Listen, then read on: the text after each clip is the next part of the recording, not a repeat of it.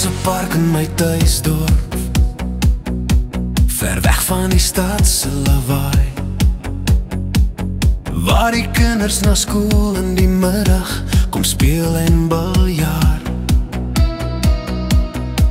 En eendag sien ek 'n klein dogtertjie, eenkant alleen, met drankies wat rol oor haar sproet gesiggie heen. En ek sê sproetjies, liefling, daar's 'n reënboog in jou oë. Wil jy graag 'n groot geheim hoor? Almal wil graag soos jy wees, want jy's pragtig, lieflik, en sy druk saggies my hand. En sê ek wens ek kon my deur jou oë sien. Al die somers en winters is nou reeds so lank al verby, en glimlach van jonk wees verberg soms 'n ou hartseer pyn.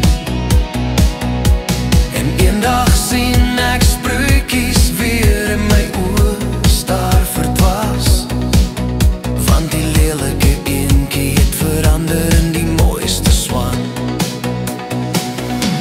En ek sê sproetjies, jy's pragtig, en sy druk saggies my hand. En sê ek wens ek kon my deur jou oë sien. Ek gaan by die Skouberg eenaand na 'n opvoering kyk, en daar dans 'n meisie wat net soos 'n prinses lyk,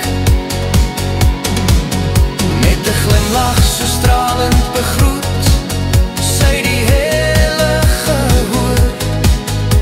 Ek sien toe die sproetjies wat harte so bekoor. En ek sê sproetjies, liefling, daar's 'n reënboog in jou oë. Onthou jy nog die parkie en die trane in jou